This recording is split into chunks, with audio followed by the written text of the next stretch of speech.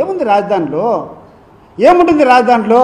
ఒక సెక్రటేరియట్ ఉంటుంది, ఒక అసెంబ్లీ ఉంటుంది, హెడ్ ఆఫ్ ది డిపార్ట్మెంట్స్ యొక్క బిల్డింగ్స్ ఉంటాయి, అంతేనా? ఇంకేమైనా ఉంటుంది రాజధానిలో? మిగతా అన్నీ కూడా ప్రైవేట్ పరంగా పెరగాల. అక్కడటువంటి జనాలు ఇవన్నీ వచ్చిన తర్వాత people will develop the capital. నువ్వే డెవలప్ చేసేదానికి నువ్వు చేయాల్సిందంతా ఒకటి ఏంటంటే ఆడ కావాల్సినవి 4 బిల్డింగ్లు కట్టించాలా. దానికోసం నీకు 1,00,000 కోట్లు నువ్వు రుణాలు తీసుకొని, నువ్వు తీసుకునే 1,00,000 కోట్ల రుణాలు ఆ ప్రాంతం వాళ్ళు ఒక్కడే కడతారా? మేమందరం కట్టాల్సిన అవసరం లేదా? మేము కట్టిన పనులన్నీ ఆడిపోతాయి. ఇప్పుడు మేము కట్టిన పనులన్నీ ఈ ప్రాంతంలో కడపలో ఉండేటువంటి వాళ్ళు, చిత్తూరులో ఉండేటువంటి వాళ్ళు, శ్రీకాకుళంలో ఉండేటువంటి వాళ్ళు వీళ్ళందరూ ఎందుకు కట్టాలండి పన్ను? 1,00,000 కోట్ల అభివృద్ధి ఒకటే ఒక ప్రాంతంలో చేసి నువ్వు లోన్లు తెచ్చుకుంటే ఆ లోన్లన్నీ కట్టాల్సింది మిగతా వాళ్ళందరునా? అసలు ఎక్కడ నువ్వు చెప్పేదానికి నువ్వు చేసేదానికి అర్థం ఉందా? రోజుకొకటి చూస్తూ ఉంటే అసహ్యంగా ఉంది. ఎన్ని రోజులు చేస్తావా నువ్వు జగన్మోహన్ రెడ్డి యొక్క నామస్మరణము? ఈరోజు నువ్వు మహానాడు పెట్టుకుంటే నీ మహానాడులో నీ యొక్క గొప్పతనం ఎన్టీఆర్ గారి పేరు కంటే ప్రతి నిమిషము జగన్మోహన్ రెడ్డి పేర్లు కొన్ని 100 సార్లు చెప్పింటారు అని తిట్టేదానికి. నువ్వు ఎంత తిడితే అంతకు 10 అంతల గ్లామర్ పెరుగుతుంది ఆయనకు. నువ్వు వస్తే ఒక రాడు, నువ్వు మీటింగ్ అని చెప్పినప్పుడు ఒక 1000 మంది రాలే. ఈరోజు అపోజిషన్ పార్టీలో జగన్మోహన్ రెడ్డి ఏ ఊరికి పోయినా, ఎక్కడ అడుగు పెట్టినా, ఎక్కడ కాలు మోపినా వేలకు లక్షలకు మంది ప్రపంచం మాదిరి వస్తాను. అసలు మీరు చూసారు అవన్నీ. ఏ ప్రాంతంలోకి పోయినా ఒకరిని పరామర్శించాలని జైలుకు పోయినా అదే పరిస్థితి, ఒక పెళ్లికి పోయి ఎవరన్నా దీవించాలన్నా అదే పరిస్థితి, ఎవరన్నా ఒక రైతు ఎక్కడన్నా ఇబ్బంది పడతా ఉండి ఏదైనా ఒక విషయం మీద ఎక్కడికన్నా పోయి వాళ్ళని కనుక్కుందామని చెప్పి పోయినా ఇదే పరిస్థితి.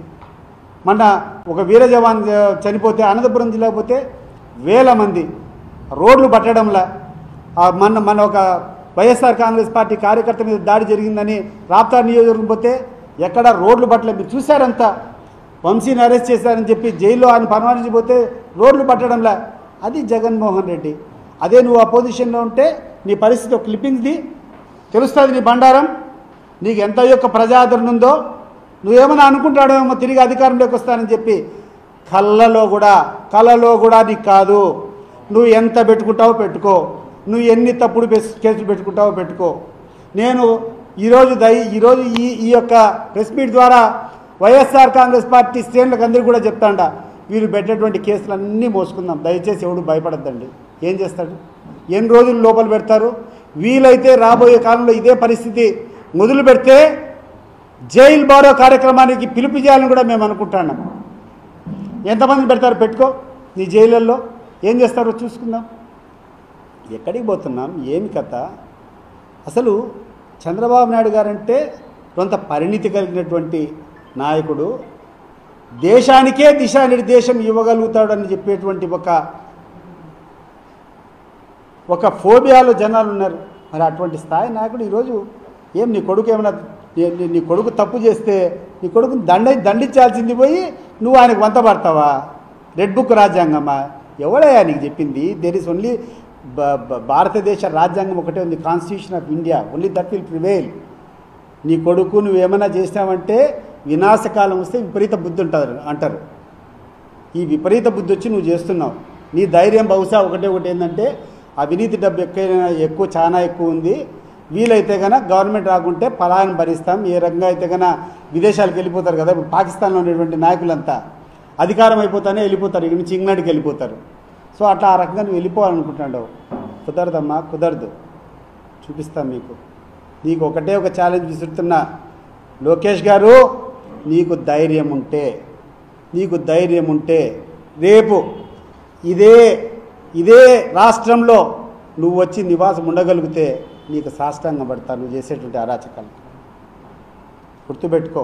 ఇప్పటికైనా మంచి పద్ధతిలో నడుచు. ఏం భయపడిస్తావా? ఎవడు నువ్వు? అసలు ఏ అధికారం ఉంది నువ్వు మమ్మల్ని భయపడించేదానికి?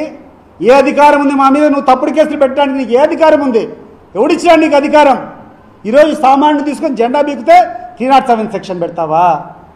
ఈరోజు సామాన్యుని తీసుకొని పోయి చితకబాస్తావా రోడ్ల మీద? ఎవడిచ్చాడు నీకు రాజ్యాంగం?